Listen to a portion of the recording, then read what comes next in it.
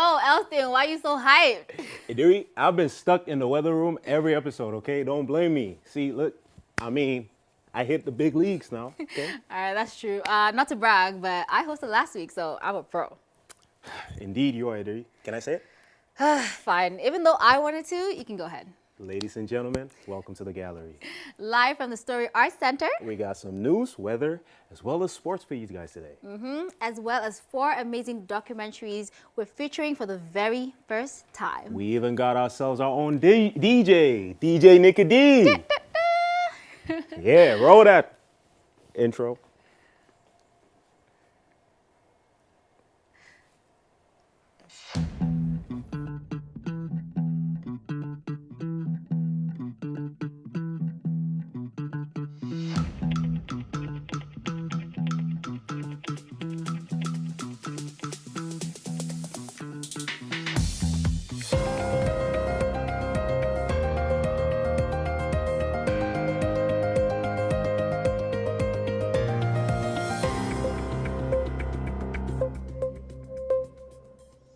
Hello and welcome to the Gallery News, coming to you live from Centennial College, the Story Arts Center. My name is Sbisi Adebisi Sani. First, the headlines.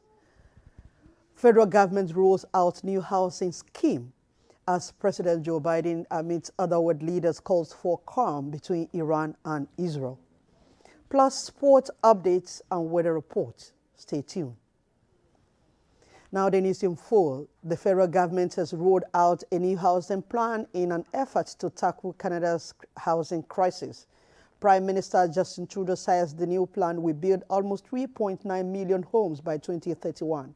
This is to make homes more affordable for young Canadians, first-time home buyers, and seniors. How will this work? Rakesh Khanna, a financial expert and the CEO of Mapping Settlement Center, gives us his perspective.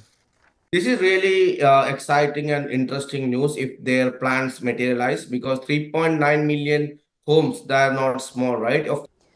Rakesh Khanna, a financial expert there, and Prime Minister Trudeau, while speaking at the College of Carpentry and Allied Trade in Vaughan, Ontario over the weekend, called on all provincial and municipal government to roll up their sleeves and support the initiative. Now, on international scene, Israeli military officials said nearly all of the hundreds of drones and missile attacks were intercepted, and those that made impact caused only minor damage.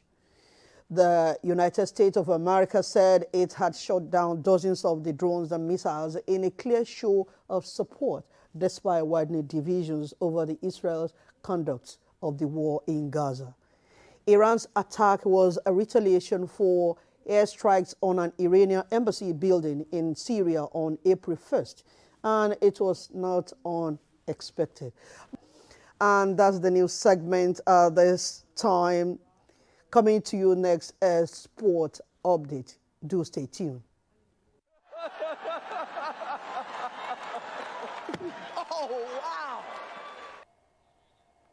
What's up, sports fans, and welcome to the Galley Sports Update, coming to you live from Centennial College.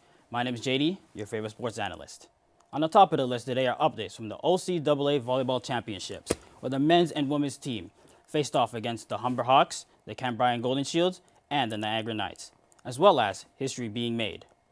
Unfortunately, the men's team lost to the Humber Hawks in the semifinals in a 5-set game. They had a chance to go for the bronze against the Cambrian Golden Shields, but lost in 4 sets. As for the women's teams, they put up a great fight against the Knights in their last game of the season. But for the first time in 35 years, the men's team managed to qualify for the championships, and history was made as player Leo Salazar writes his name in the record books, setting the all-time Colts scoring record in a single match in the OCAA Championships, scoring 36 points in 4 sets. And for the women's team, Jack Ronquillo made the first team All-Star, and Ciel Valerio was named the scoring champion and made the second team All-Star in the East Division. That's it for your sports update from the Galley with me, JD, your favorite sports analyst, and now with the weather from the beautiful Adiri.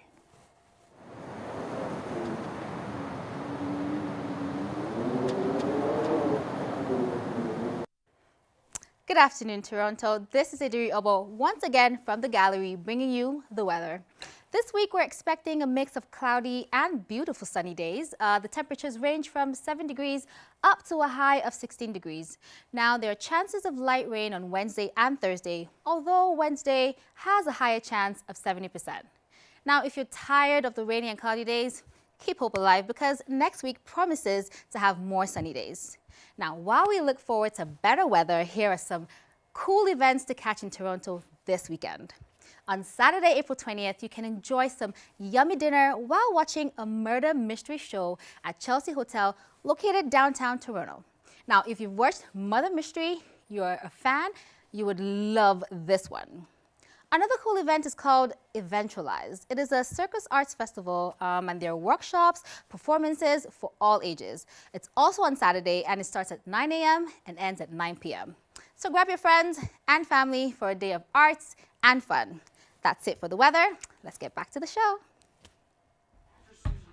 As a kid, this beat was always stuck in my head. I would practice it anywhere I could, whenever I could. I was able to bring the beat to life.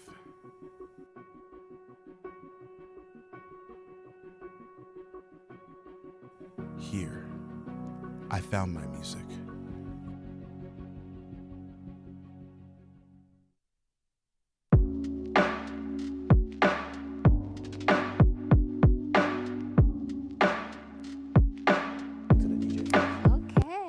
Okay.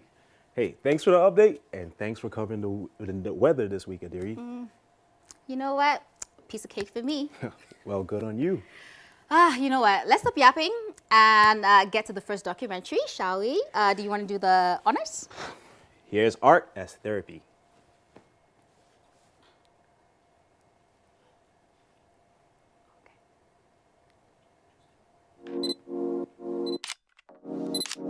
Eu sou Trace Fig, brasileira, artista visual e fotógrafa. Eu cresci numa cidade muito pequena do interior de Pernambuco e o acesso à cultura sempre foi muito escasso.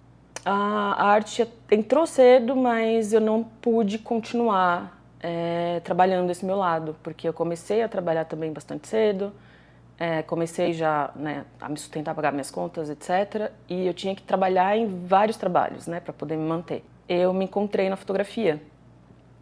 Isso tem mais ou menos 8 anos, por aí. Então foi assim, uma descoberta que mudou a minha vida. Desde muito cedo também, eu sempre fui muito inclinada ao empoderamento feminino. Então, basicamente, tudo que eu faço, ou tudo que eu já fiz até agora relacionado à arte, está conectado com isso. Só que além do TDAH, eu também tenho depressão. Então, a arte, para mim, é salvação. A arte para mim existe para que eu possa suportar a vida, basicamente. Esse desenho que foi um dos meus primeiros, e ele chama Florescer. Então isso teve um impacto muito grande, para a melhoria da minha saúde mental.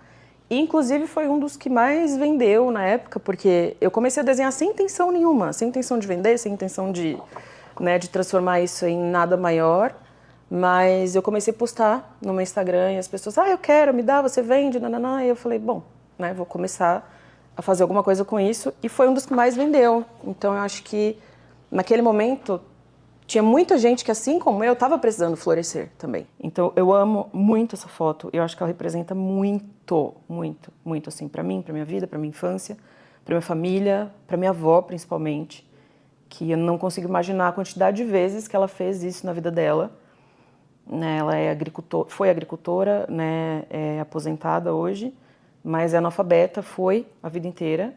Então, todo o trabalho que ela teve foi nesse sentido, de abastecer a casa com água para lavar louça, para tomar banho, para cozinhar. E essa foto aqui é outra que eu gosto muito também, porque esse evento foi muito importante. Essa criança é neta, dessa senhora. Eu acho essa foto maravilhosa, eu sei que elas também, mas no dia desse evento, o tio dela estava presente e ele faleceu super jovem. Então, muitos dos registros que eles têm desse dia, fui eu que fiz. Então, acho que, além do que a imagem retrata tem toda essa importância, né, da pessoa que não está mais ali. E a forma que ela vai ter para lembrar é olhando as fotografias desse dia. Então, eu acho que isso, inclusive, eu não consigo nem precificar uma imagem dessa, eu não tenho como, porque o valor é muito alto. A importância de trazer, né, essa coisa da família, da pessoa que logo mais vai estar aqui, da importância, né, da lembrança, está muito mais forte em mim nesse momento. Então, eu acho que é mais válido trazer essa parte. Essa daqui é outra que eu também amo, tá sem edição nenhuma. Foi de uma viagem que eu fiz e o senhor que estava sentado na minha frente no avião estava maravilhado com o céu, com as nuvens, com as cores, e ele ficou olhando desse jeito aqui por muito tempo. Eu acho que a melhor parte da arte, da minha arte, é a transformação que ela causa na vida das pessoas.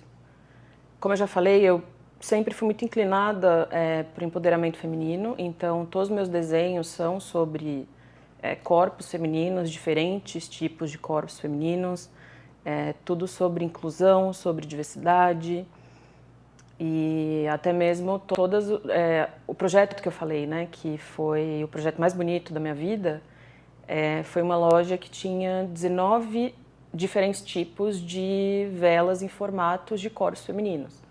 Então, trazer isso para dentro da casa das pessoas, trazer isso para aquela mulher que, de alguma forma, não está se sentindo bem, não está se sentindo feliz com o próprio corpo, e com certeza por razões que não são dela, né? São coisas que a sociedade trouxe para ela, que o padrão de beleza trouxe para ela, que elas trazem muita transformação nesse sentido, no sentido de empoderar, né? De você se empoderar da sua imagem, sabendo que ela é bonita também, que ela pode ser arte também, que ela é válida também, né? Que ela pode ser desejada, que você pode achar bonita e que outras pessoas podem achar bonitas também.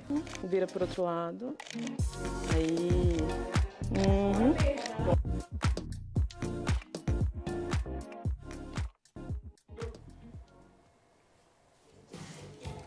Let's just dance into it.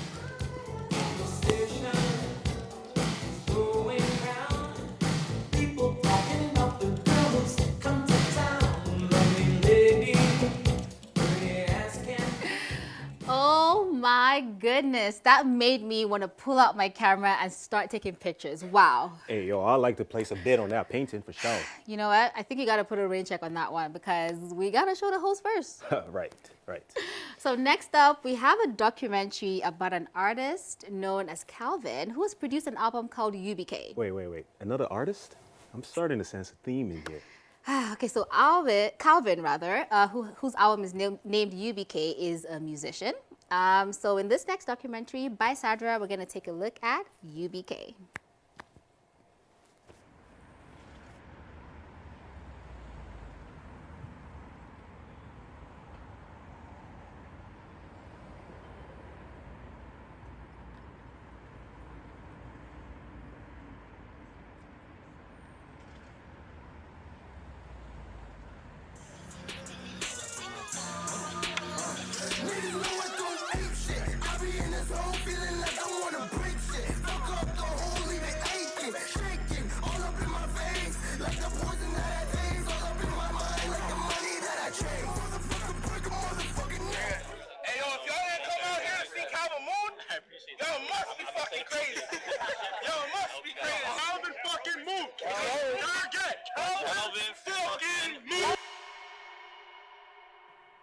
I always believe that when it comes to art, it's supposed to take you on some form of a journey. And I feel like when creating anything, you're diving deeper into yourself and your own story, essentially. So at the end of making your piece of artwork, you sort of grow as a person and become a different.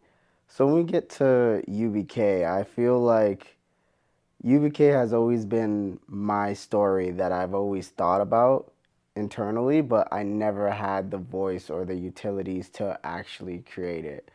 I feel like it's the right time to tell my story. So UBK is my story essentially, and it stands for Ugly Black Kids. Sit back and I listen, 'cause I know karma will always try and get them kicks listen. The only thing I quit is bitching. Had her cut off niggas that be in love with the image. I know I got a mission, but I don't know what happens when it's finished. Up, then I'm gone. Mama calling phones, praying that her ugly black boy come home. Always being like that one or two black kids in class that never really got to express themselves because I really thought of myself as just not the main character. And I saw that especially in like the media that I watched, because like everything that I watched, it always had like this centerpiece of this great, cool, good-looking white kid who gets all the girls, has all the fun story, and sometimes has a black friend, but you know, he never gets taken seriously. So if I start thinking about, am I just a side piece for someone else's story? Am I, like, who am I as a person? Ugly ass. Piece of friggin' gang. We don't have no gang signs. The white kids used to always call me Oreo, and that was because like they never saw me as a black kid, which is like so crazy in my head because I look at myself, I'm always comparing myself to others, right? So I look in the mirror, I see a black kid, and I'm already iffy on that. And then you're gonna tell me that I act like a white kid. So it's like they said that as an insult, and they're white themselves. So it's like I didn't even know what to think of myself at that point. I felt like I was just such like a waste of space.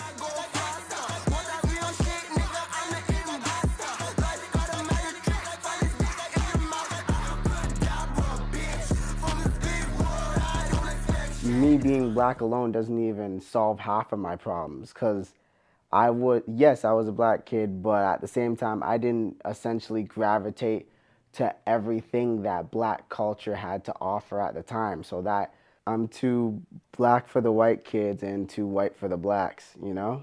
So it's like, it was a very clash of personality for me.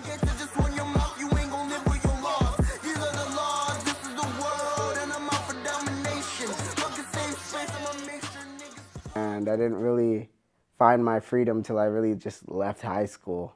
And then when the pandemic hit, I was in my room sitting down and I was thinking to myself, I'm like, I don't know what I'm gonna do, but I know the next choices in my life I'm gonna make for myself. And with everything going on in the world and so much death and paranoia with the pandemic, I told myself I'd rather just do this and die happy than sit in a corner and cry about some bullshit. So I took it upon myself to not reinvent myself, but like release my inner like artist, you know? I get it, I got it, I go. I get it, I got it, I go. Yeah, I get it, I got it, I go. I get it, I got it, I go. The mask.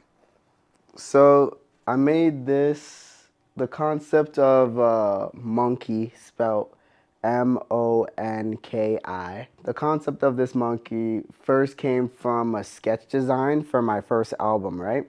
Because I always liked the idea of symbolism and yada, yada, yada. So I wanted my statement, my branding to have some form of symbol, like an original concept, an original logo. So I thought of the monkey mask because, you know, people used to call me monkey as well.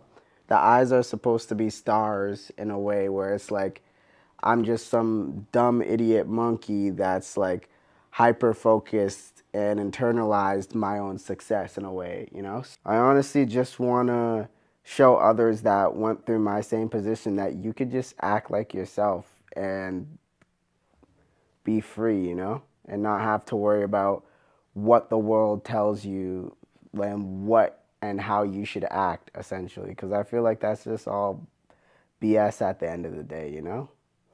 them But, kicks in. The yeah. only thing I quit is bitching. Had to cut off niggas that be in love with the image. I know I got a mission, but I don't know what happens when it's finished. Up, then I'm gone. Mama calling phones, praying that her ugly black boy come home. Praying that her ugly black boy come home.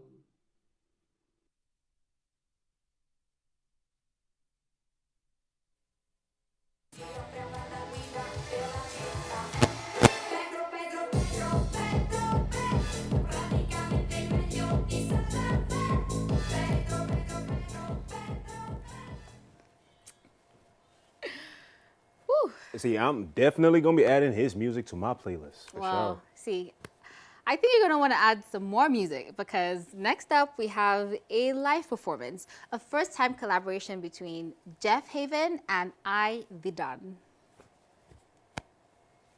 Yo, what is good, everybody? My name is I The Don. I'm a producer from Toronto, Canada, remix project Round 18.0 graduate. We're gonna be playing a couple of my beats. Let's get into it. Enjoy, have fun.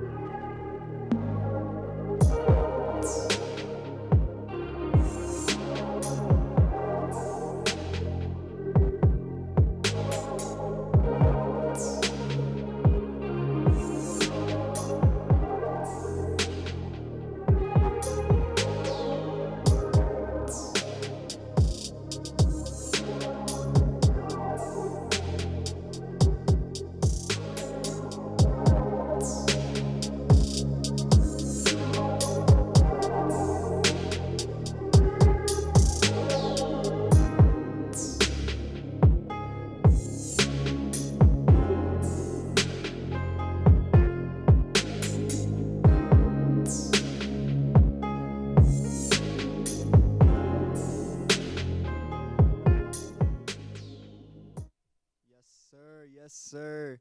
Thank you for listening to those beats. Our next guest that we got is an upcoming singer-songwriter from the city. We got our boy Jeff Haven in the house. Make some noise for my boy Jeff Faze. Let's go.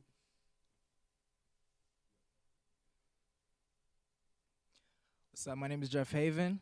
I'm gonna sing a few songs for you guys, if that's okay. Well, I'm singing one song. It's called Easy. So here it is.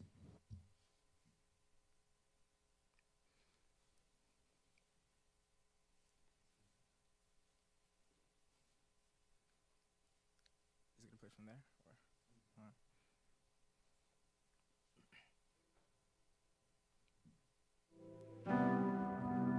Yeah.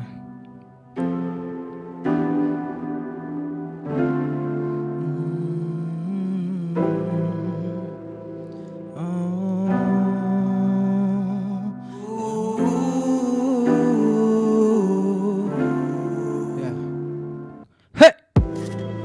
I know this is a nice vibe, and everything just feels right, and it feels like the perfect night to give into the emotions of a certain.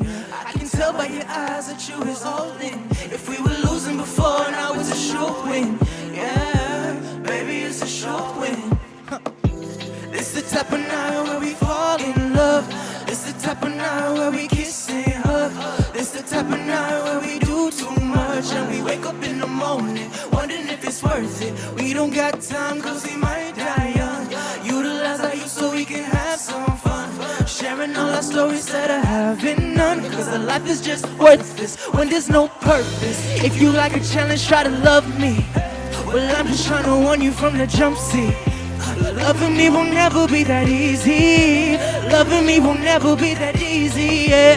If you like a challenge, try to love me. Well, I'm just trying to warn you from the jump seat, yeah. Loving me will never be that easy. Loving me will never be that easy, yeah. Oh my gosh, I put it on my life. You are one of a kind, truly so divine. I don't wanna live a life like I'ma live again. I don't wanna fall in love like I'ma fall again. I choose you to hold me down when I get down in my low attitudes, to set me straight when I get out of hand and too rude. Cause we all need that balance in our lives, yeah. But it's gonna take some sacrifice, yeah. This the type of night where we fall in love. This the type of night where we kiss and hug. This the type of night where we do too much and we wake up in the morning wondering if it's worth it. We don't got time cause we might die young. Utilize our youth so we can have some fun, sharing all our stories that are having none. Cause the life is just worthless when there's no purpose. If you like a challenge, try to love me. Well, I'm just trying to warn you from the jump seat. Loving me will never be that easy. Loving me will never be that easy, yeah. If you like a challenge, try to love me. Well, I'm just trying to warn you from the jump seat, yeah. Loving me will never be that easy. Loving me will never be that easy, yeah. Loving me will never be that easy. Loving me will never be that easy. I don't wanna live a life like I'ma live again. I don't wanna fall in love like I'ma fall again. Loving me will never be that easy. Loving me will never be that easy. I don't wanna live a life like I'ma live again. I don't wanna fall in love like I'ma fall again.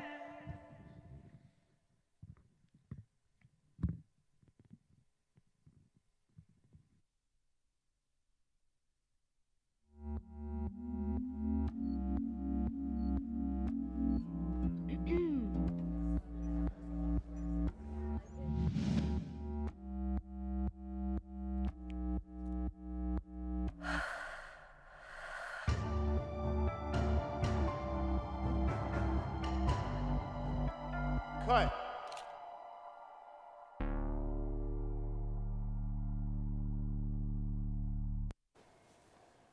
I'm starting to get a theme for this episode because next up we have a documentary from our sports host, JD. Let's take a look into a local Toronto's artist's creative mind. Here is Behind the Mic.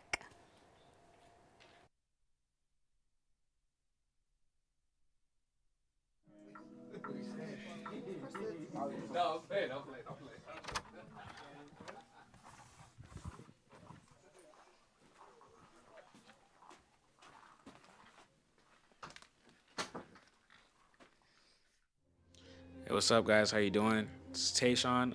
I'm an up-and-coming artist in Toronto.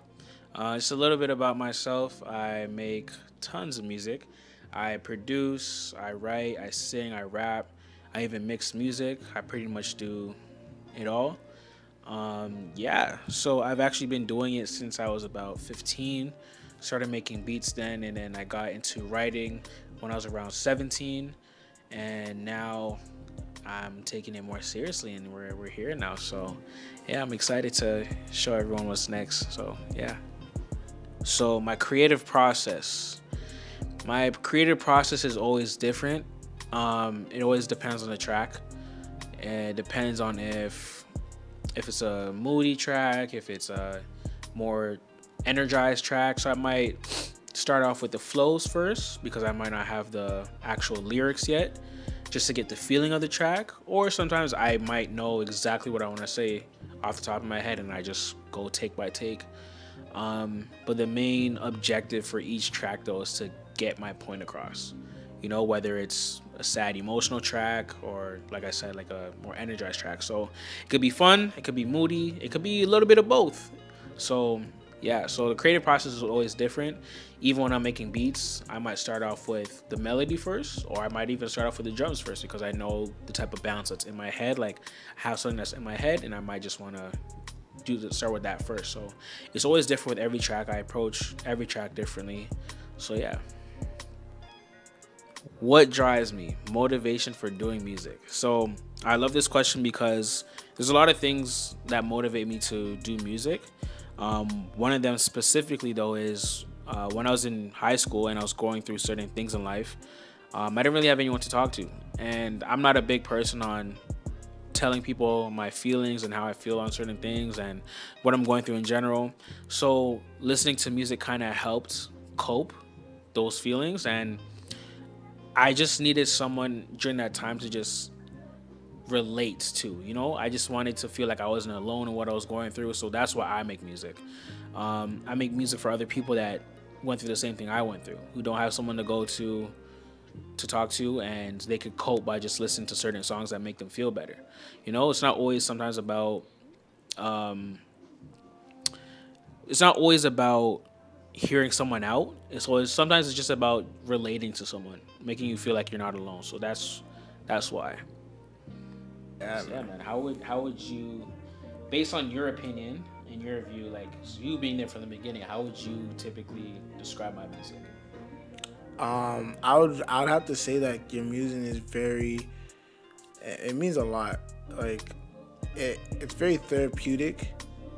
Cause like a lot of the shit that you be saying be some real shit. You feel me? Like it be the stuff that everybody be going through today. Like just like even that new track, like that company. Yeah. Like basically it's just like you have that person that you enjoy their company, but you don't really like, you don't want it to go nothing more, nothing less type shit. You feel me? So a lot of the tracks that you make is very relatable to our modern day society. I see that like the growth in you, and like I see the growth in the music that's coming, cause like literally like as each track that you make, it elevates to another level. Like it never stays at the same level. Yeah. Like you can hear the progression of each track. So I'm really proud of you, man. I'm really proud of you. Appreciate it. What is next for me? Honestly, it's a very broad question. Honestly, I'm just trying to do as much as I can. My main goal right now is to really just put myself out there, get as much audience attracted to my page, and really get engaged with my music. So yeah, what's next for me, honestly, is we'll see where God takes it, because it's just all in His hands. It's on His plans. So I'm super excited to show everyone what I've been working on. And yeah, that's it.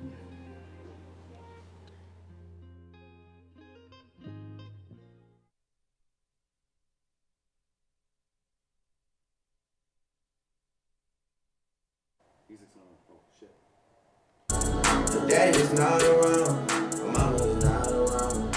I was climbing on top of the pole, and then it sliding down. I'm in the red bitch. Hey. I'm in the smallest bitch. Hey.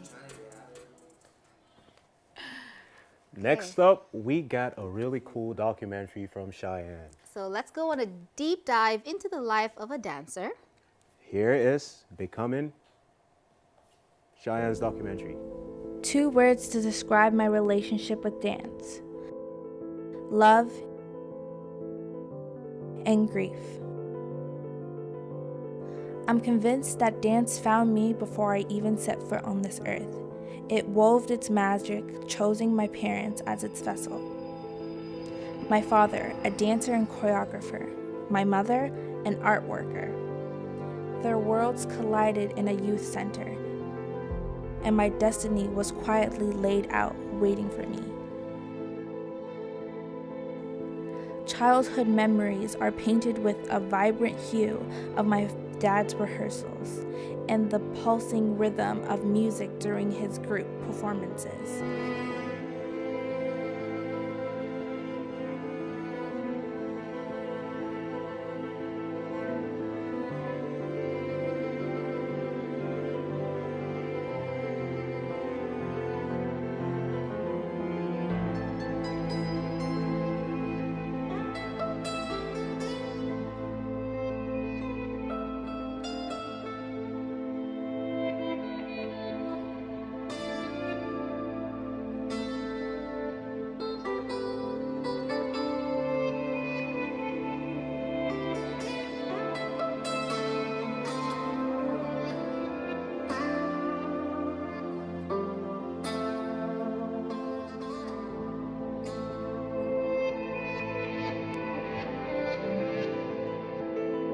Performing to me is a language, a fluent, innate part of my being.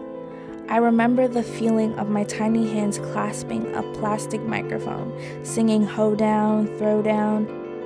While other subjects in school felt like confusing landscapes, dance provided a canvas where I can articulate myself effortlessly. My current secondary studies in performing arts, competitions, intensive workshops, they all became chapters in my story that dance was writing for me. It showed me that goals weren't just aspiring, they were attainable milestones. Grief. Yet the journey has not been without shadows. In this life, where dance is good, there's also its shadows. Moments in the world where the rhythm falters. Dance itself isn't toxic. It's the people who color it with toxicity. It's the hardest part. Name-calling, mocking, and lying. I always felt like an outsider, and these moments confirmed it. Yes, there were moments I created internally, but external events confirmed it, and it left an imprint on my mind and heart. Loss. I already felt like my toes don't point to anyone else's, or my flexibility was horrible. I remember crying to my mom after my first tap class. Everyone else has been doing tap for years. I felt like I was bringing the class down. So dealing with ongoing negative actions made me think that dance was not for me. I experienced a short of grief, witnessing the passing of friendships and our future together.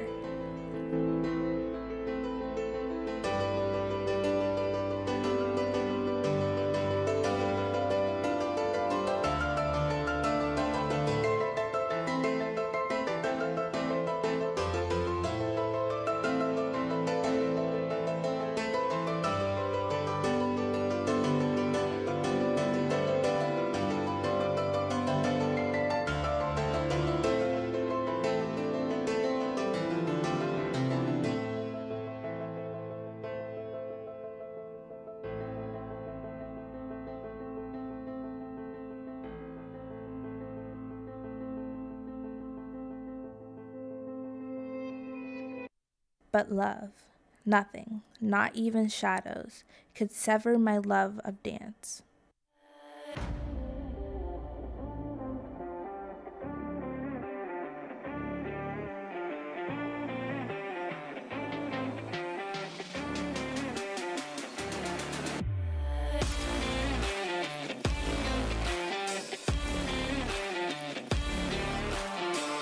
Dance was the consistency I needed, forever tethered, inseparable.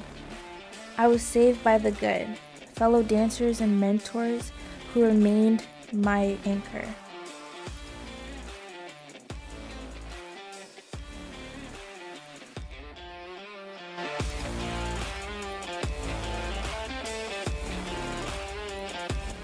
In this intricate choreography of life, they became beacons of inspiration, nurturing, and correcting me with love, not hate, illustrating what care and community really looks like. For me, dance is not just movement, it's the unwritten script of my soul, the silent anthem that echoes in every step, telling a story for whoever listens with their heart and truly understands.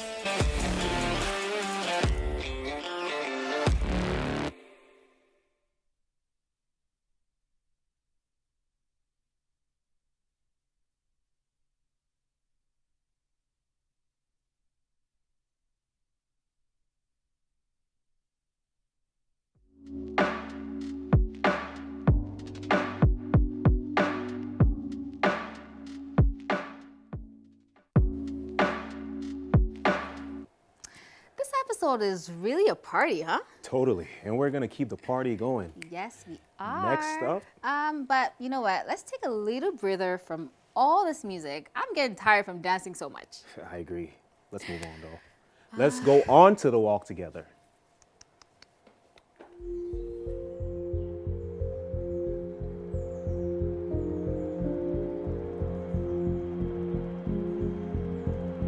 Hello, everyone. Welcome to Mount Pleasant Cemetery. My name is JD. And I'm Cheyenne. And this is our walk together. Come join us on a historical journey.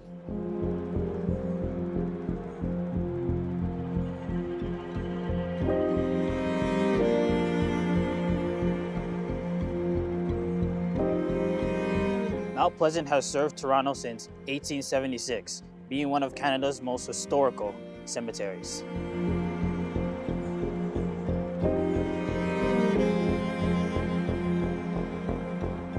Let's see how Eli and Merrick are going with their walk. Hi, I'm Eli. And I'm Merrick. And today, we're at the historic Toronto necropolis. Established in 1850, the necropolis now lays to rest over 50,000 people. And today, we're going to be looking for 3 certain types of people. And what types of people would that be? People named George. I love the name George. Well, nothing like some edutainment. I wonder how JD and Cheyenne are faring. Thank you, Merrick. Thank you, Eli, for taking us and everyone watching on your interesting journey. Mount Pleasant has an abundance of natural trees, flower gardens, birds, and wildlife, as well as man-made sculptures and artist-made memorials.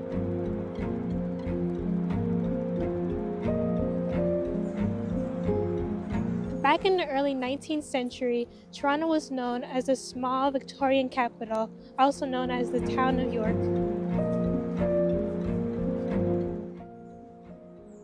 Authorized memorials within the town of York were limited to members of either the Church of England or the Roman Catholic Church.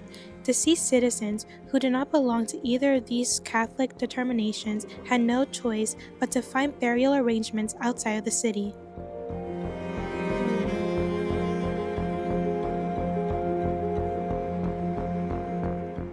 Notable memorials: William Lyon Mackenzie King, 1874-1950, Ontario's MP and Cabinet Minister and 10th Prime Minister of Canada. Lieutenant Colonel Arthur Godfrey Putin, 1859-1929, was a Canadian businessman and a Titanic survivor, and he was also a World War I veteran. Jenny Smiley Robinson was the first Canadian female surgeon and was born in 1878 and sadly died in 1981. Thank you for joining us on our journey through Mount Pleasant Cemetery.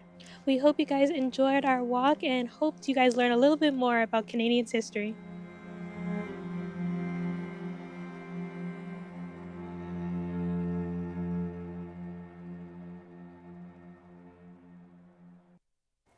Okay, so we have 2 very special guests calling us live all the way from Spain. We are proud to welcome Alba and Irene.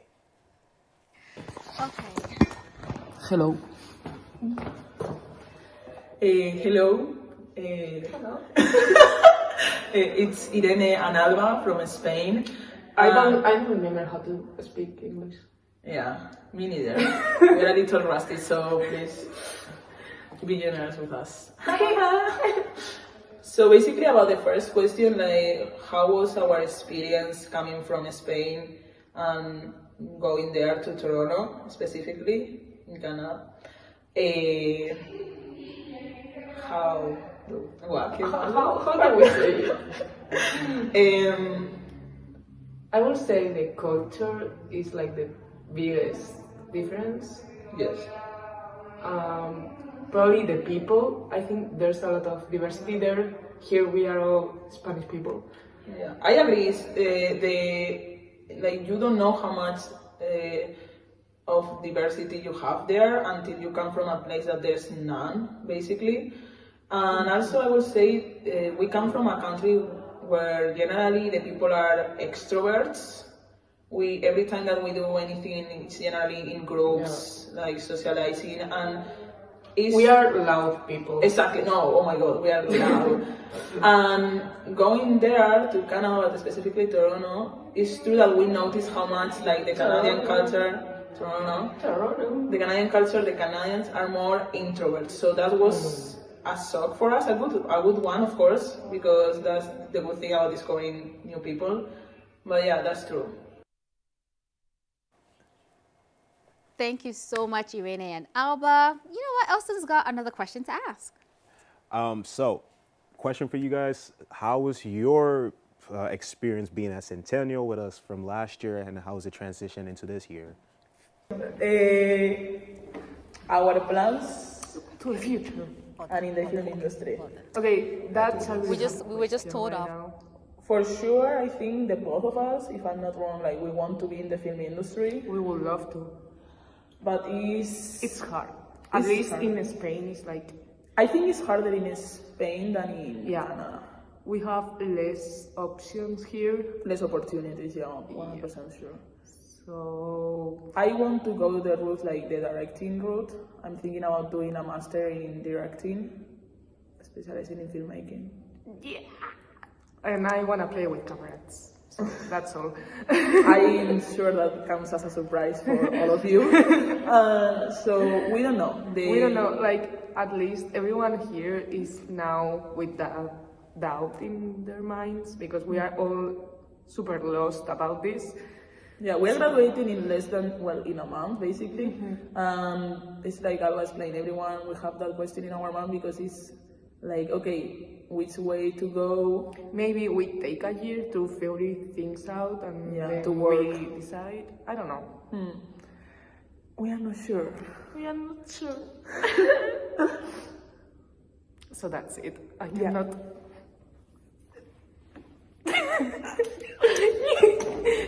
Careful, Irene! Thank you so much for joining us, guys. Take care. Take care. Woo, okay. So it was really lovely to have Irene and Alba with us last semester.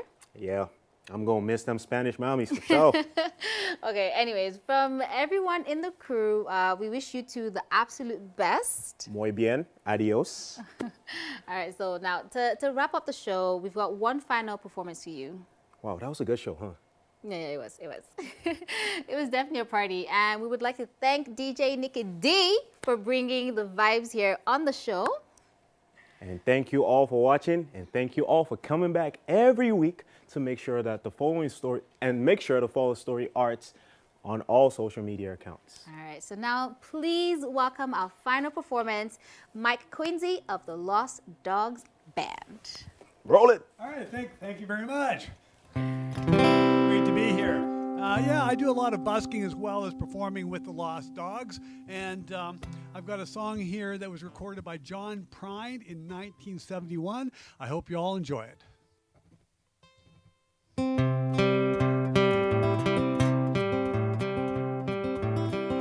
When I woke up this morning, things were looking bad. Seems like total silence was the only friend I had. full of oatmeal, tried to stare me down and won. It was 12 o'clock before I realized I was having no fun. But fortunately, I have the key to escape reality, and you may see me tonight with an illegal smile. It don't cost very much, but it lasts a long while. Won't you please tell the man I didn't kill anyone? No, I'm just trying to have me some fun.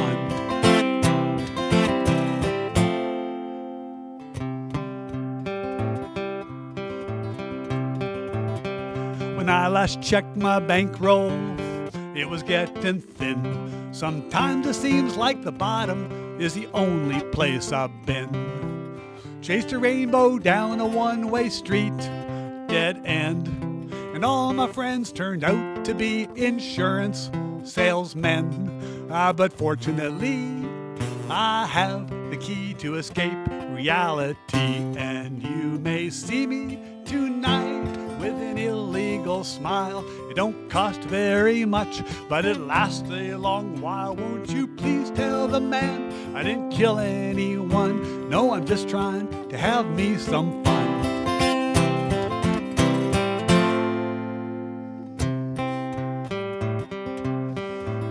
So I sat down in my closet with all my overalls, trying to get away from all the ears inside my walls. Dreamed the police heard everything I thought. What then? Well, I went to court and the judge's name, it was Hoffman. But fortunately, I have the key to escape reality, and you may see me tonight with an illegal smile. It don't cost very much, but it lasts a long while. Won't you please tell the man I didn't kill anyone? No, I'm just trying to have me some fun. Well done, hot dog bun, my sister's a nun.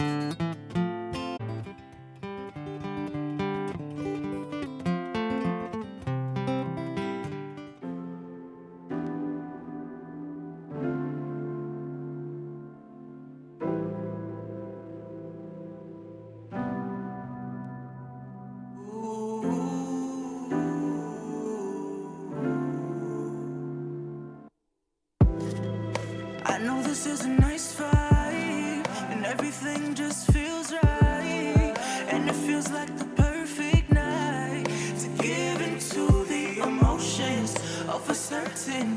I can tell by your eyes that you're exhausting. If we were losing before, now it's a show win. Yeah, baby, it's a show win. This the type of night where we fall in love. This the type of night where we kiss and hug. This the type of night where we do too much, and we wake up in the morning wondering if it's worth it. We don't got time cause we might die young. Utilize our youth so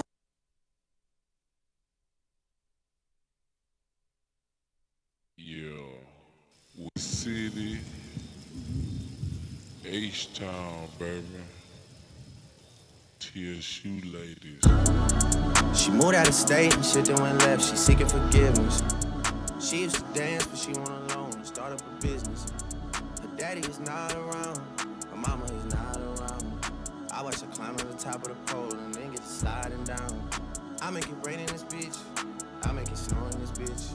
She tryna get out of the mix. Shawty is going legit. Shawty is going legit. Me, I'm supporting this shit.